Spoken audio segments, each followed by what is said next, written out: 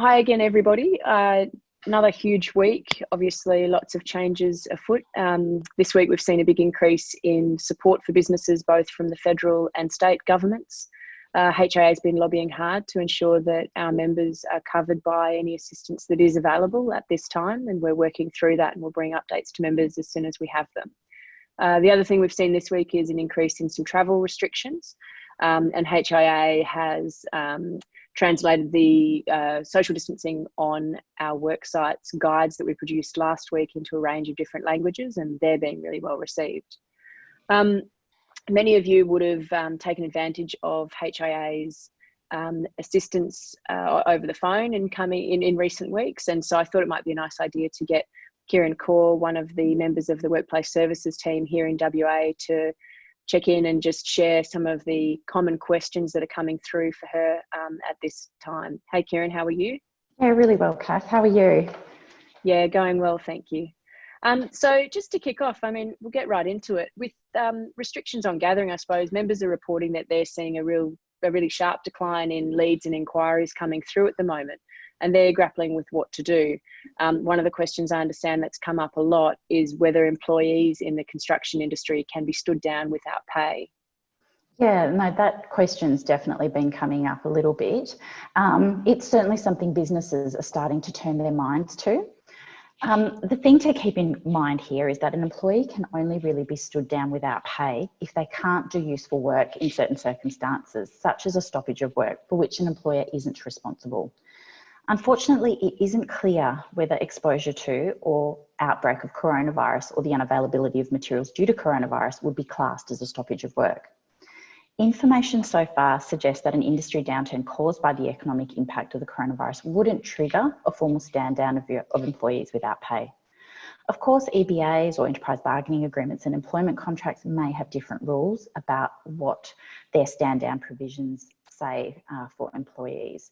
So it's really important for any members or businesses with agreements and contracts in place that they check those to see if any alternative scenarios might apply. The other thing to also perhaps keep in mind is that before taking any action like stand down, advice should be sought, and each case needs to be considered on a case by case and on its merits. And so what you're talking about there is, I suppose, the existing legislation and regulations that we always work within. Obviously, since the outbreak of the coronavirus, there's been a couple of other range of other assistance measures that the federal government has announced. And so I wondered what other options employers did have at the moment that they could consider before standing down employees. Yeah, absolutely. Look, there's a range of stimulus packages which are being released by both the state and federal government. In addition to the job seeker package, the job keeper package was also just released. So employer members may wish to consider all of their options as far as their employees are concerned. One option may be to consider redeployment of employees to other parts of the business where that's available. Alternatively, they might want to consider allowing an employee to take any form of paid leave that they might have accrued, such as annual leave or long service leave if requested. In some circumstances, it might also be worthwhile to consider whether portable long service leave or other long service leave may have accrued and whether that could be utilised. Some members are also considering allowing employees to take their annual leave in advance. So, where they mightn't have accrued it, but in anticipation that they will be there and will accrue it later on. Otherwise, before an outright termination of employment is considered, members may also want to look at reducing hours or going to any sort of part-time work arrangements with their employees. Of course, that has to be subject to agreement though. Either way, members should thoroughly explore whether any of the stimulus packages being offered will assist them to retain staff through this uncertain time though. And so we've also seen these additional restrictions put in place this week, which limit indoor and outdoor gatherings now to just 2 people, given the risk of spread of coronavirus and our efforts to flatten the curve. I just wondered if you could discuss how that's affected our members.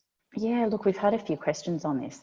The important thing to keep in mind here is that the 2-person restriction doesn't extend to essential gatherings or activities, which includes workplaces and construction sites. As government has been formulating appropriate responses to coronavirus, it's been explicitly stated that construction sites are an essential service and will remain open. However, all workplaces, including construction sites, do need to comply with social distancing and good hygiene practices. So the thing to keep in mind here is that the WA government is bringing in $1,000 on the spot fines for individuals and $5,000 fines for businesses who disobey these rules. And I guess that's another great reason to grab those social distancing on new building sites and renovation and repair sites from HIA's website, and make sure that we're seeing real discipline, among our people who are on sites in terms of using them. Absolutely. All right. Well, thank you very much, Kiran. That was Kiran Kaur, our Workplace Services Advisor here at HIA in WA. Please, in the comments below, let me know if there's any other issues that you're looking for advice on, and we can do what we can to bring you the most up-to-date information. I'll also share links to some of the resources that we've talked about throughout this short chat. Some of them are free, some of them are just for members. At this time, given there's so many challenges and we're working with our members, but also more broadly with industry, HIA is also offering a 3-month membership at a discounted rate just for people who feel that they might need a bit more information at the moment. You can sign up for 3 months at a discounted rate. But some of those other resources are also just free because we see the importance of supporting industry and the community at this time. All right, so let me know your feedback. Thank you very much, and please stay safe.